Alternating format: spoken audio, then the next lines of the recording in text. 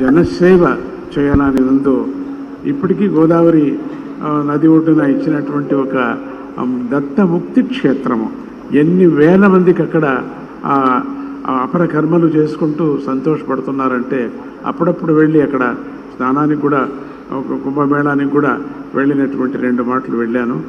మళ్ళీ ఈ 4 ఏళ్ళుగా ఎందుకో ఈ పర్యటన ఎందుకు చేయలేదో అది భగవంతుడికే తెలుసు. చంద్రబాబు నాయుడు గారు వస్తూ ఉండగానే మళ్ళీ ఈ యాత్ర చేయాలనే ఒక ఉత్సాహం మనసులో బయలుదేరింది. అది ఇప్పుడు ప్రారంభం చేసుకొని జరుగుతుంది. మొత్తం ఆంధ్రప్రదేశ్లో ఎంత పాదుకా క్షేత్రాలు ఉన్నాయో, ఎన్ని స్వామీజీ స్థాపన చేశారో, ఈ జతకు చెప్పినట్టుగా అన్నదానం చాలా ముఖ్యమైనటువంటిది మన ఆశ్రమాల్లో, ఆ పీఠాల్లో.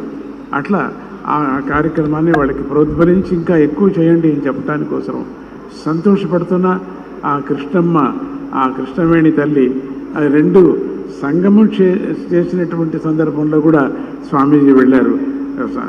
భగీరథుడయ్యా నువ్వు అని కూడా చెప్పడం జరిగింది అక్కడ వెళ్ళి స్వామీజీ. ఇప్పటికీ కూడా అది మర్చిపోలేను అటువంటి సభ, ఆ కృష్ణానది ఒడ్డు దగ్గర జరిగినటువంటి సభ. అట్లనే మళ్ళీ పరమాత్ముడు మళ్ళీ ఆ మంచి కర్మయోగిని మళ్ళీ మనకు తీసుకొచ్చి ఇచ్చారు. చంద్రబాబు నాయుడు గారు మంచి కర్మయోగి.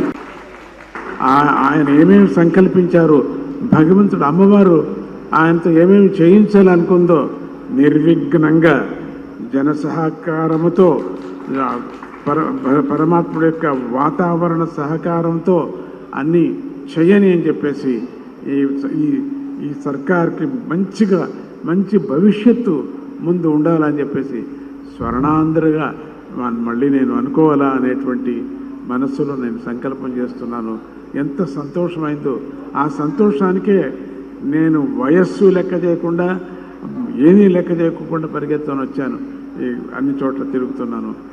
చంద్రబాబు నాయుడు గారికి మంచి శక్తిని, మా ఆత్మస్థైర్యాన్ని, అట్లనే ఆ చుట్టూ ఉండేటువంటి ఆ పరివార మంత్రాంగానికి అటువంటి శక్తిని, నిస్వార్థమైనటువంటి సేవా శక్తిని వాళ్లకు ఇవ్వని, ఆయన యొక్క సంకల్పం నెరవేరని అని జగన్మాత అయినటువంటి గీతామాతను అన్ని చోట్ల మేము ప్రచారం చేస్తున్నాం.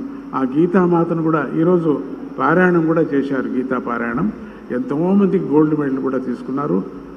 అటువంటి పారాయణం చేసి గీతామాతకు, అట్లనే మరగత రాజరాజేశ్వరి అమ్మవారికి కూడా నేను వేడుకుంటూ సక్సెస్ కానీ, ఆయన యొక్క విచారాన్ని దిగ్విజయం కానీ అని చెప్పి ఆశీర్వాదం చేస్తూ, ఆయన మంత్రాంగానికి, ఆయన యొక్క సర్కారానికి ఈ గవర్నమెంట్ మంచి గవర్నమెంట్గా మనకు ఉండని, స్వర్ణాన్ని మనం చూసేటువంటి యోగం మనకు కలగని. అంటే బంగారు అంటే లక్ష్మి, లక్ష్మి అంటే సుఖం, శాంతి అని అర్థం.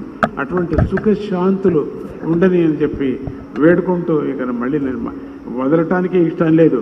అంత సంతోషంగా ఉంది. ఆ సంతోషం హృదయంలో బయటికి రావటం లేదు. అట్లా ఆ సంతోషాన్ని వ్యక్తం చేస్తూ ఆయనకు మంచిది కానీ అని చెప్తూ